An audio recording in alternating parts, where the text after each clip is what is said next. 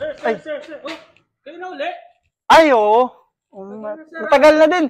Oh, Halos... sir. Tanong ulit yun, sir. Ay, sige, sige, sige. What do you do for a living, sir? Ay, ano na ako ngayon eh. Bali, going to be kapitan na ng barangay. Siyempre, tapos na yung term ko eh. Oo. Tapos na nga, sir, yung Si, ano, ano eh. Close ko lang ha. Close ko lang. Oo. Nakarami na kayo, sir, ah. Ay, hindi. Itong, ano, ito, papakita ko sa'yo. Tamo, may pagka-style ambulance kasi yan. So, in case na madami, may sunog, madami dyan. Ito naman, para sa mga atake sa puso, tapos, kailangan makasingit agad.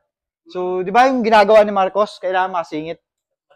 Oo, yan, mas maliit. Ito naman, ginagamit sa mga estudyante para kung minsang parang look cool sila.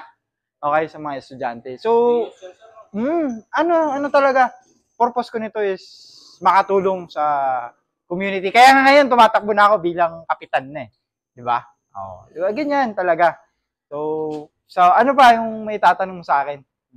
Kamusta naman, sir, yung termino niyo, sir? Ay! Ganito na ba, sir, karami mga naipon niyo, sir? Oo, I mean, madami akong naipon ng mga ganito para sa kinabukasan ng mga bata. Okay? Minsan pwede nila niramin, pero kailangan nila magbayad. Siyempre, maintenance niya kasi tapos na din ako SK eh. Pero ngayon, ongoing ako kapitan. So, maybe, bahay, next project, bahay, ganun. Oo. Yung, kakat na lang. Kung nga pala, sir, ba't napansin ko, sir? Ano yan? Naka-helmet kayo?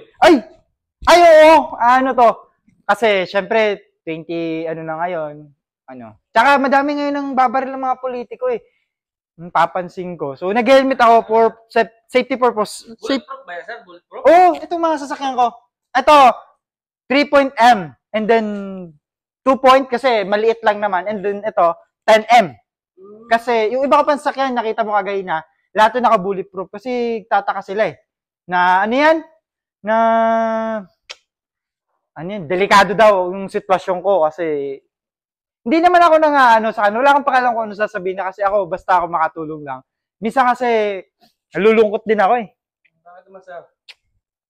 Kasi isipin nyo, kumuha ko nito para makatulong. Tapos iniisip nila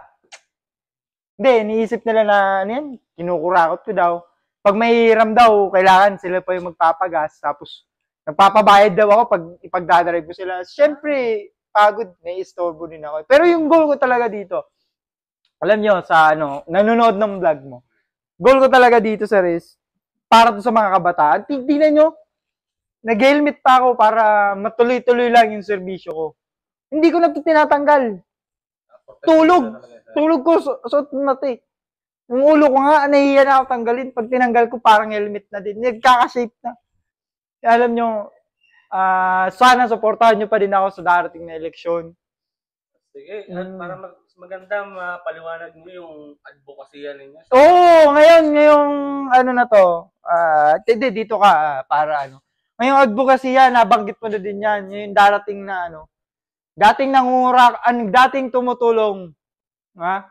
Ngayon tutulong pa din. So, tandaan nyo, sana subscribe kayo sa YouTube nito na ano, nagbablog sa akin kasi tinutulungan dyan talaga ako mapakita sa mga bata, okay? Talagang mga bata yung pag-asa. Okay, maraming lang salamat ha. Sige po, sir, maraming salamat. Sige, salamat.